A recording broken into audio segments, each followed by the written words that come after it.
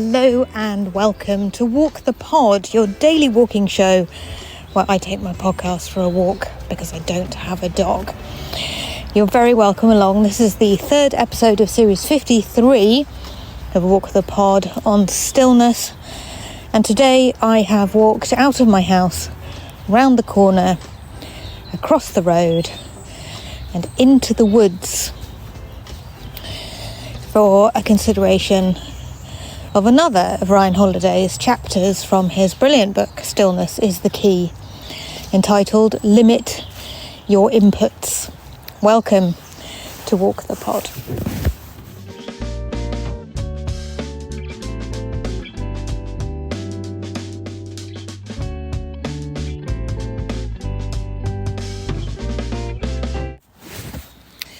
Ryan Holiday writes about limiting your inputs in the book Stillness is the Key, which is our book of the series.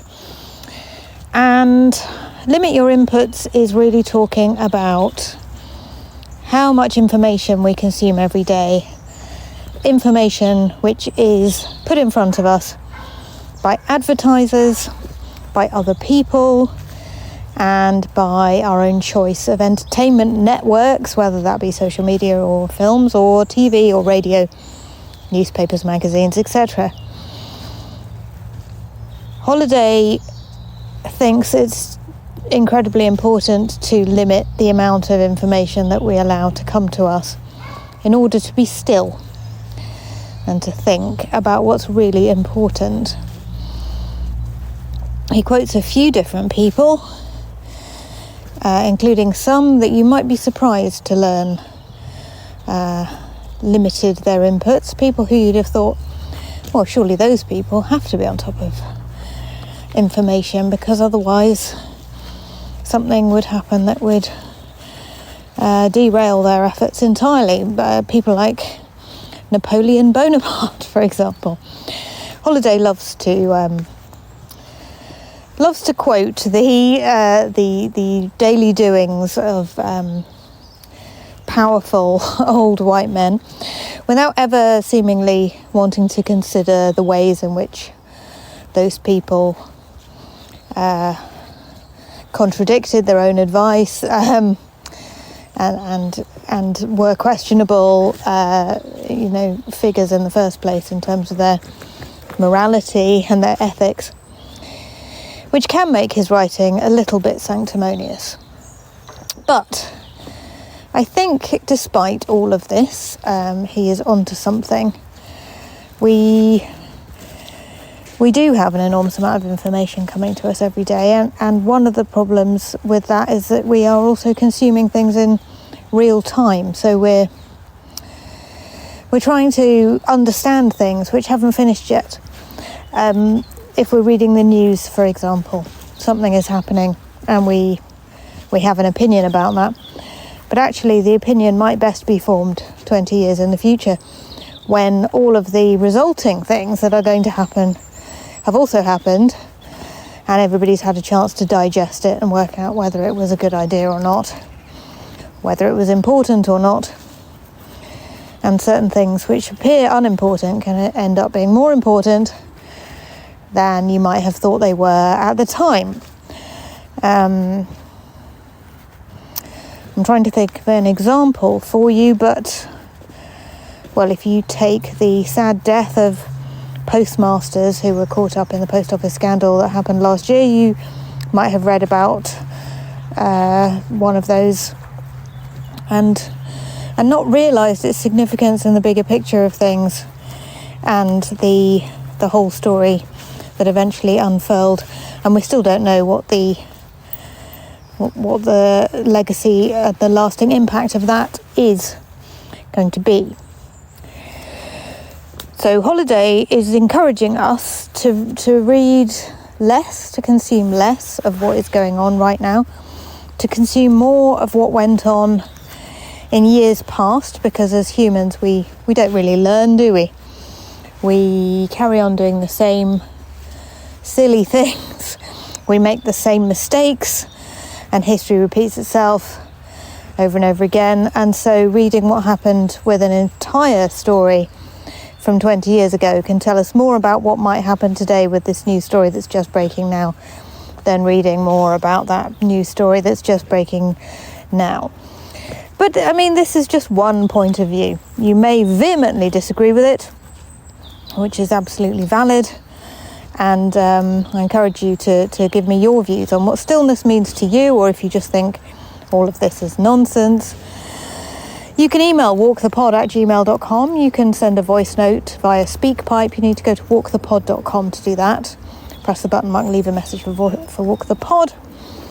I, for reasons that are personal but are to do with trying to avoid the Zuckerberg, Musks, etc. of the world, have removed myself from Facebook, WhatsApp and Instagram today. So I'm experimenting with Signal, which I think is something the children use.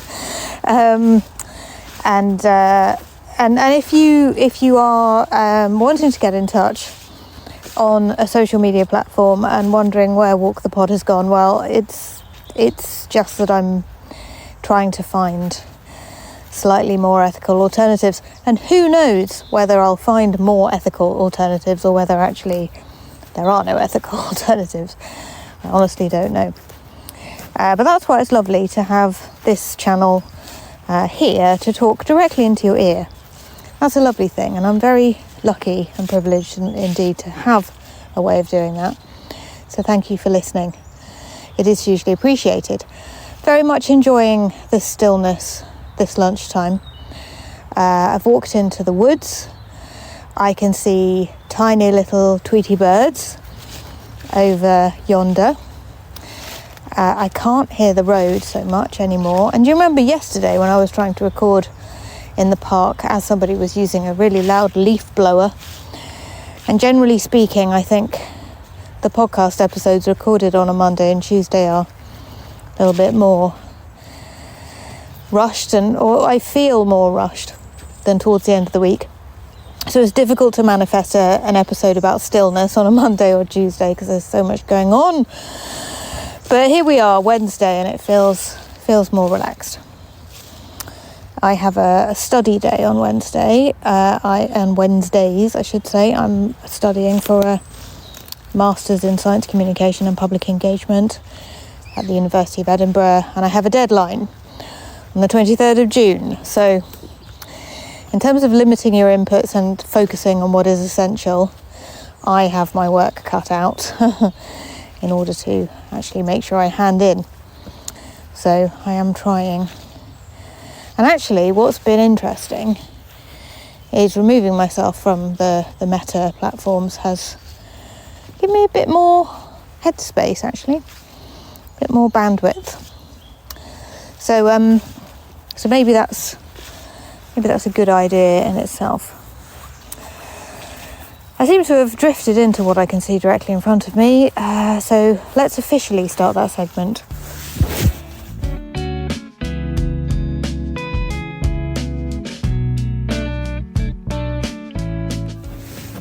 And I'm trying to keep the episodes to 10 minutes. I said I would make 10-minute episodes, and so in my mind, they've got to be 10 minutes. I can't make 13-minute episodes, which I've been making so far this week. So I will try to tell you what I can see directly in front of me whilst saying goodbye.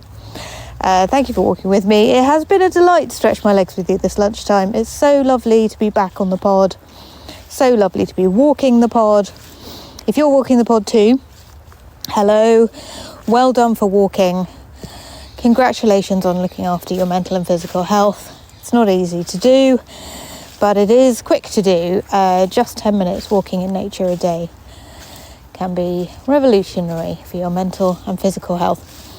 I've got leaf mulch underfoot, trees all around me, little Tweety birds.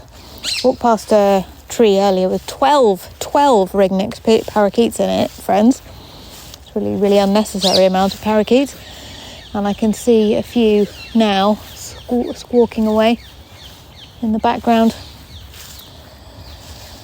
And it's a pretty grey and miz day, but there are lots of naked trees with no leaves, no foliage, and that means I can see the fungus that is growing on the tree bark.